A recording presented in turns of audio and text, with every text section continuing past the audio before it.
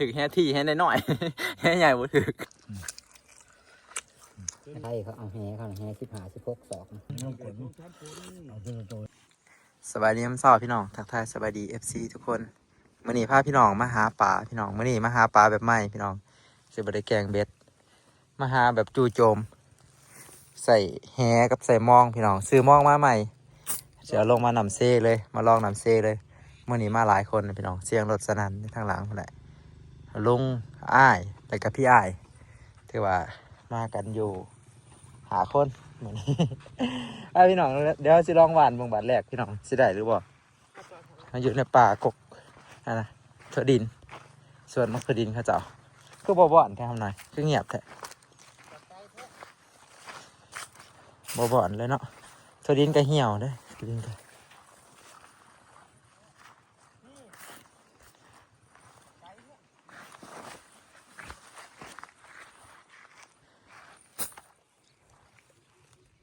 บ่คือเงียบแท้วังตัวนี้ทำหน่อยบ่คือวังตัวเฮาได้ปลาขาวเนาะมันเงียบเกินไปอันนี้จากสดจากใด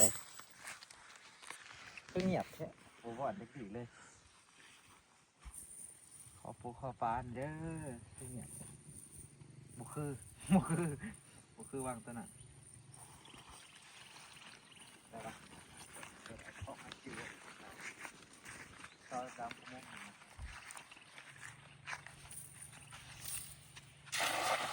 หัวลายเหลืองเอาอีกดังหนึ่ง นี่บ่อนอยู่ ใช่ปะอยู่กลาง รักนะ จะเอามองไปลาดไปเนาะ ทำเพื่อนเลยเว้ย ไปลาดไป ปลาตองปลาขาวหรือปลาตองแห้งเต็ม คล้ายๆปลาข้าวปะ รุยเลย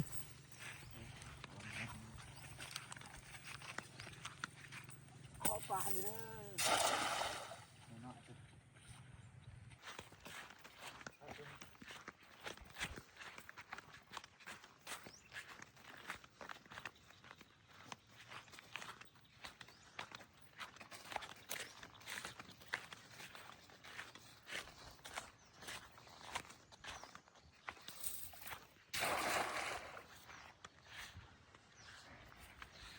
ถือว่า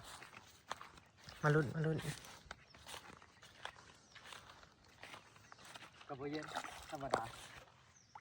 บริเย็นนะอากาศเย็นอยู่ครับต้องหนาวธรรมดาอุ่นอยู่เต็ม ไม่นะ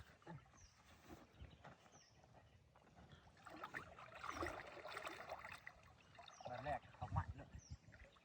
บ่เลิกเนาะชุบเพิ่นอาจจะเลิกอยู่ใหม่โอ้คอนเลยเลยต่อเลยขอต่อเลยโอ้ต่อเต็มเลยจะได้แต่กลัวบ่ขาดคนเลย 1 แต้ม ปลาแสบ ปลาแช่บ แสบได้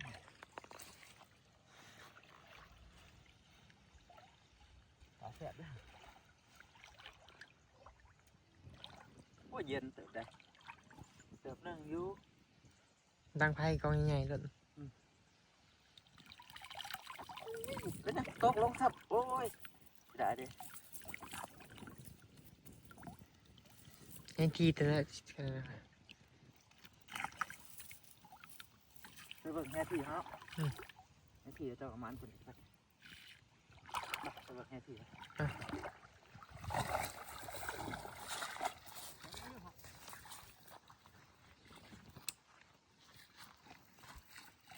เอาแฮที่กากให้มาสิ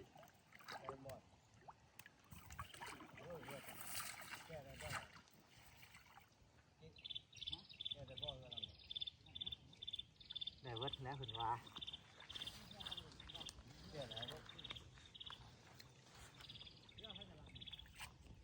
มาหอดไว้เลย เล่นบ่อนก่อน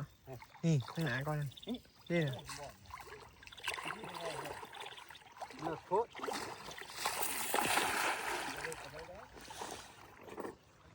บอกว่าเขาตึกน้ำกันหลายคนน่ะได้สามด่าง4 ด่างด่างเดียวหนูบ่ได้ นี่มากลางราคานี่มองหนึ่งที่กลาง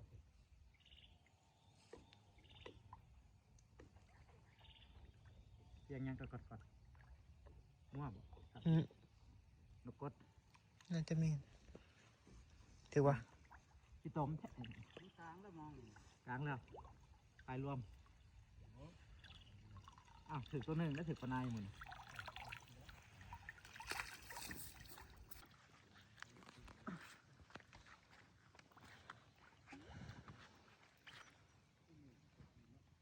ถ้าบ่ถึกใหม่อยากถึกปลาฮะธรรมดาน้ำอุ่นอยู่บ่คือเขาขึ้นเลยมันยังอุ่นอยู่เลยน้ำแต่ขั้นขึ้นแต่น้ำเลยเย็นโอ้ตัวนึงเกิดละตัวเว้ย ได้อยู่ได้ เอาเบิ่งแฮตัวนั้นมันนี่ แต่เบิ่งเฮียหน่อยเนาะแค่สิวันให้ใหญ่กันไว้ก่อน อันนั้น ปลากุ้ม สองตัวแล้วเออ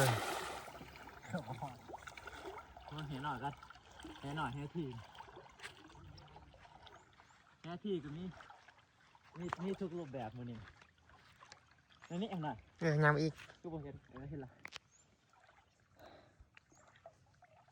พอดีเอาตัวแฮสามด่างเคยเห็น ตึกแล้วไปหาตัวนั้นตึกแล้วไปหาตัวนั้นเดี๋ยว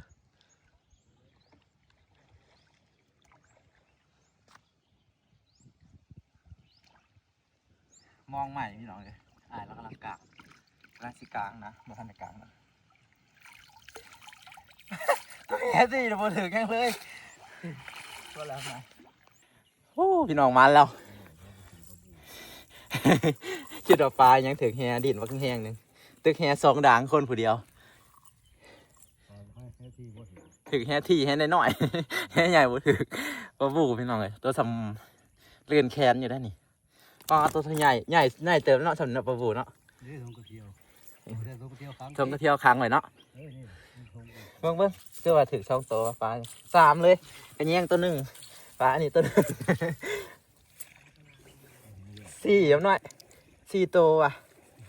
ทีโม่แล้วได้แบบนี้มันถึง4กระแยง2นี่พี่น้อง4ตัวเลยนี่ นี่วางกลางมันบนเขาจากหลักโดนแล้วบนเขาเนี่ยปลา ใหญ่ครับกะลิพี่น้องน้อย ฮะบ่มียับอีกน้อยหนึ่งโอ้ลุงละได้เลยของเจ้ายังเป็นน้องของข่อยอยู่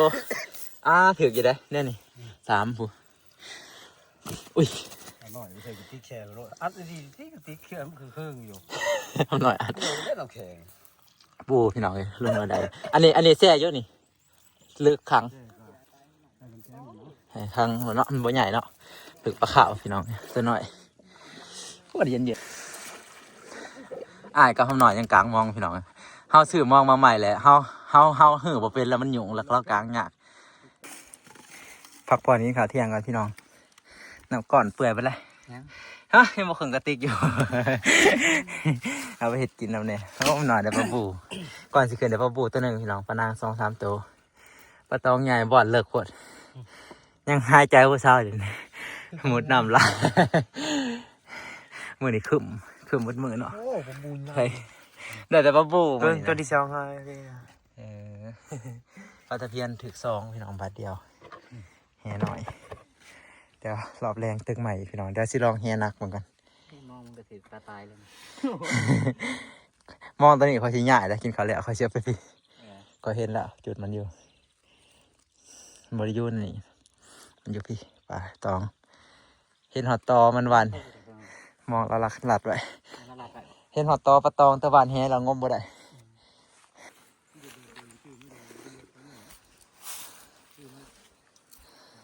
เผากินจังหวัดแสบไปจ้ะเนาะโลเท่าไรบ่โลเท่าไรจะใคร ดูเจ้าพ่อ ถั่วดินมักถั่วดินพี่น้องถั่วดินแคมเซ่อันนี้หมอมองจะนอนนะทำหน้าข่าวห่อมาอยู่นี่เธออยู่กระตามันบ่ ลืมเขาลุงเราต้ม พ่อยังเบิ้งกินมือก่อน น้ำปรุงมีเดี๋ยวทำหน้าน้ำปรุงมาเด้อครับลุงเราเห็ดกินถาพี่น้องแกงเต็มหม้อเลย ต้มแสน แกงใส่ผักด่างขมว่าสิได้ปลาตองใหญ่อยู่งมบ่ไหวมัน เห็นอยู่บ่ปะตอง มากินน้ำกันนะพี่น้องกินข้าวอาหารกินน้ำหมอก็ได้บ่นี่ ช่วยก็มีจักตักออกมาจังมันจังบกคลำว่า เข้ากับมาใส่หลังบ่วงในหมอ แซ่บเลยหน่อย เขาก็ซื้อมา2-3 ตัน ลงเย็นๆคือมากินหอนๆแค่นี้อยู่ ที่บ่วงมันก็เฮากันที่ไหนที่บ่วง น้ำมันก็เบื่อปลาหน่อยเนาะมันเครื่องกระติกกับปลาหน่อย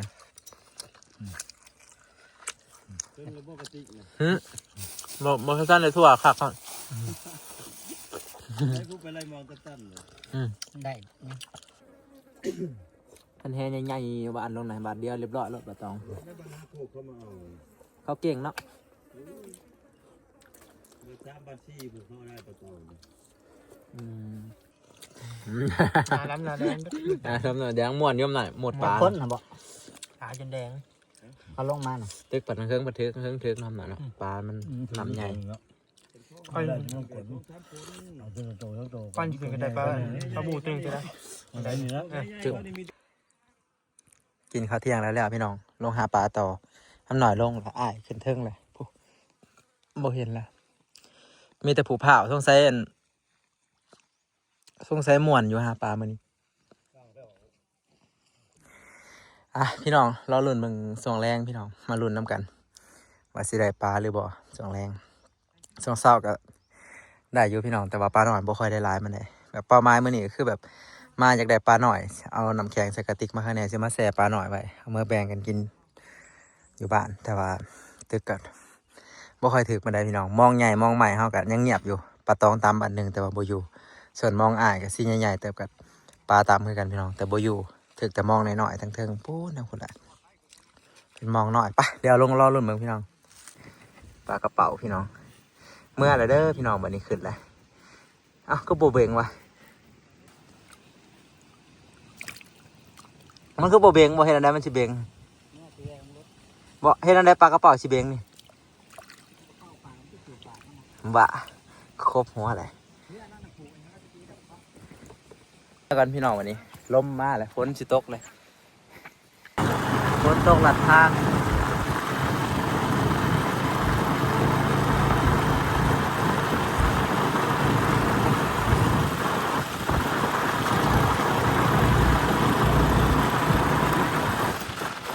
มาหอดเฮือนแล้วพี่น้องฝนตกหลัดทางแต่ว่าโชคดีฝนบ่ห้ามเอามาหอดเฮือนก่อนมาหอดเฮือนฝนจะได้ตกแห้งแบบคนมีบุญนะพี่น้องหลายมันว่าเรื่องปลาบูไฟสิใหญ่กว่ากันนะ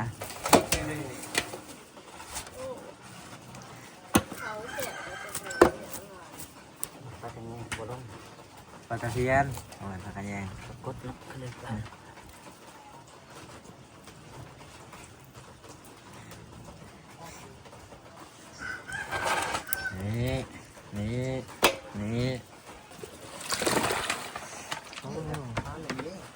ก็ได้อยู่